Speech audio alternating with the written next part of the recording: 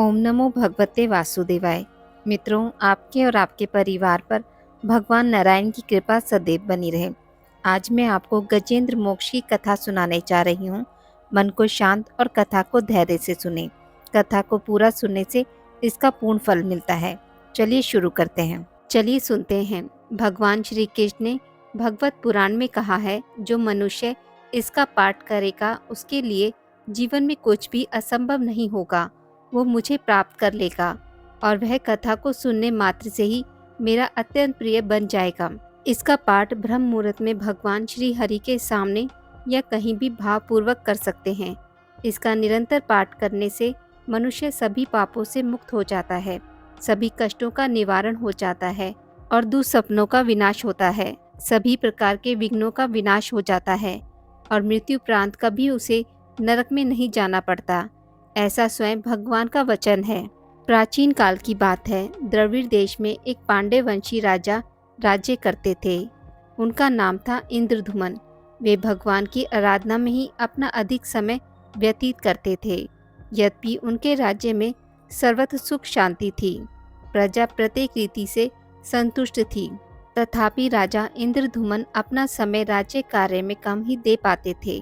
वे कहते थे कि भगवान विष्णु ही मेरे राज्य की व्यवस्था करते हैं, अतः वे अपने इष्ट परम प्रभु की उपासना में ही दत्तचित रहते थे। राजा इंद्रधुमन के मन में आराधना की लालसा उत्तरोत्तर बढ़ती ही गई। इस कारण वे राज्य को त्याग कर मल्ले पर्वत पर रहने लगे। उनका वेश तपस्वियों जैसा था। सिर के बाल बढ़कर जटा के रूप में हो गए थे। वे निरंतर परब्रह्म परमात्मा की आराधना में तल्लीन रहते। उनके मन और प्राण भी श्री हरि के चरण कमलों में मधुकर बने रहते। इसके अतिरिक्त उन्हें जगत की कोई वस्तु नहीं सुहाती।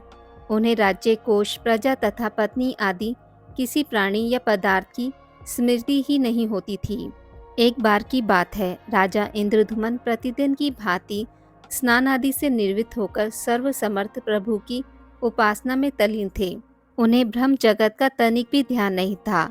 संयोगवश उसी समय महर्षि अगस्त्य अपने समस्त शिष्यों के साथ वहां पहुंच गए, लेकिन न पाद, न अर्घ्य, न स्वागत। मौनव्रती राजा इंद्रधुमन परम प्रभु के ध्यान में निमग्न थे। इससे महर्षि अगस्त्य कुपित हो गए। उन्होंने इंद्रधुमन को शाप दे दिया। इस राजा ने गुरुजनों से शिक्षा नहीं ग्रहण की है और अभिमानवश परोपकार से निर्वृत्त होकर मनमानी कर रहा है। ऋषियों का अपमान करने वाला यह राजा हाथी के समान जड़ बुद्धि है, इसलिए इसे घोर अज्ञानमयी हाथी की योनि प्राप्त हो। महर्षि अगस्त्य भगवत भक्त इंद्रधुमन को यह श्राप देकर चले गए। राजा इंद्रधुमन ने इसे श्री भगवान का मंगलमय विधान समझकर प्रभु के चरणों में सिर रख दिया। शिराब्दी में 10 सहस्त्र योजन लंबा, चौड़ा और ऊंचा त्रिकुट पर्वत था। वह पर्वत अत्यंत सुंदर एवं श्रेष्ठ था। उस पर्वतराज त्रिकुट की तराई में ऋतुमान नामक भगवान वरुण का क्रीड़ा कानन था। उसके चारों ओर दिव्य वृक्ष सुशोभित थे। वे वृक्ष सदा पुष्पों और फूलों से लदे रहते थे। उसी क्रीड़ा कानन ऋतुमान के समीप पर्वत श्रेष्ठ त्रिकुट के गहन वन में हाथियों के साथ अत्यंत शक्तिशाली और अमित पराक्रमी गजेंद्र रहता था। एक बार की बात है, गजेंद्र अपने साथियों सहित तृषाधिक के प्यास की तीव्रता से व्याकुल हो गया। वह कमल की गंध से सुगंधित वायु को सूंघकर एक चित्ताकर्षक विशाल सरोवर के तट पर जा पहुंचा। गजेंद्र ने उस सरोवर के निर्मल, शीतल और मीठे जल में प्रवेश किया। पहले तो उसने जल पीकर अपनी तृषा बुझाई, फिर जल में स्नान कर अपना श्रम दूर किया। तत्पश्चात उसने जल क्रीड़ा आरंभ कर दी। वह अपनी सूंड से जल भरकर उसकी फुहारों से हाथियों को स्नान कराने लगा। तभी अचानक गजेंद्र ने सूंड उठाकर चित्कार की। पता नहीं किधर से एक मगर ने आकर उसका पैर पकड़ लिया था। गजेंद्र ने अपना पैर छुड़ाने के लिए पूरी शक्ति लगाई, परंतु उसका वश नहीं चला। पैर नहीं छूटा। अपने स्वामी गजेंद्र को ग्रहाग्रस्त देखकर हथनियां, कलप और अन्य गज अत्यंत व्याकुल हो गए। वे सूंड उठाकर चिंघाड़ने और गजेंद्र को बचाने के लिए सरोवर के भीतर बाहर दौड़ने लगे। उन्होंने पूरी चेष्टा की, लेकिन सफल नहीं हुए। वस्तुतः महर्षि अगस्त्य के श्राप से राजा इंद्रधूमन ही गजेंद्र हो गए थे और गंधर्व श्रेष्ठ हुहु महर्षि देवल के शाप से ग्राह हो गए थे। वे भी अत्यंत पराक्रमी थे। संघर्ष चलता रहा। गजेंद्र स्वयं को बाहर खींचता और ग्रह गजेंद्र को भीतर खींचता।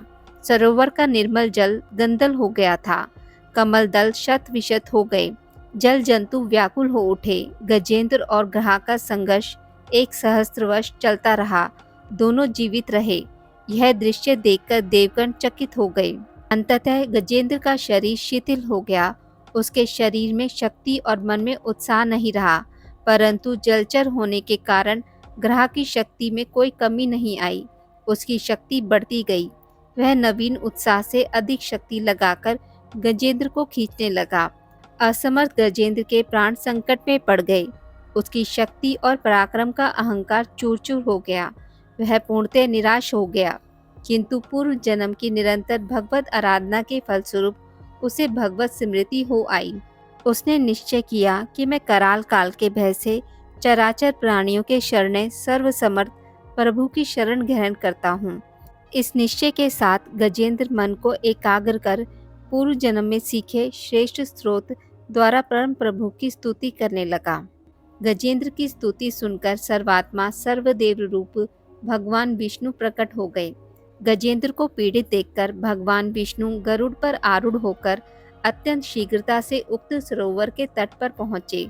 जब जीवन से निराश तथा पीड़ा से छटपटाते गजेंद्र ने हाथ में चक्र लिए गरुड़ पर भगवान विष्णु को तीव्रता से अपनी ओर आते देखा, तो उसने कमल का एक सुंदर पुष्प अपनी सूंड में लेकर ऊपर उठाया और बड़े कष्ट से कहा, नारायण चक दूरो, भगवान आपको नमस्कार है।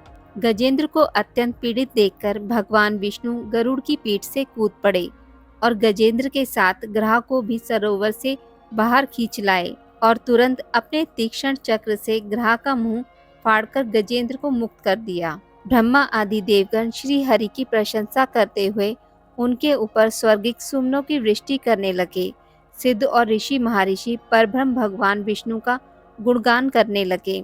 ग्रह दिव्य शरीर धारी हो गया। उसने भगवान विष्णु के चरणों में सिर रखकर प्रणाम किया और भगवान विष्णु के गुणों की प्रशंसा करने लगा। भगवान विष्णु के मंगलमय वरद हस्त के स्पर्श से पाप मुक्त होकर अभिशप्त हुहु गंधर्व ने प्रभु की परिक्रमा की और उनके त्रिलोक्य वंदित चरण कमलों में प्रणाम कर अपने लोक चला गया। भगवान विष्णु ने गजेंद्र का उद्धार कर उसे अपना पार्षद बना लिया। गंधर्व, सिद्ध और देवगण उनकी लीला का गान करने लगे। गजेंद्र की स्तुति से प्रसन्न होकर भगवान विष्णु ने सबके समक्ष कहा, प्यारे गजेंद्र, जो लोग ब्रह्म मुहूर्त में उठकर तुम्हारी की हुई स्तुति से मेरा स्तवन करेंगे, उन्हें मैं मृत्यु के समय निर्मल बुद्धि का दान करूंगा। यह कहकर भगवान ने पार्षद रूप में गजेंद्र को साथ लिया और गरारूढ़ होकर अपने दिव्य धाम को चले गए। आज की इस वीडियो में बस इतना ही। मित्रों, अगर आपको मेरी वीडियोस पसंद आती हैं तो इसे लाइक और शेयर ज़रूर करें और पूजा पाठ से जुड़ी जानकारी के लिए मेरे चैनल को सब्सक्राइब करना ना भूलें।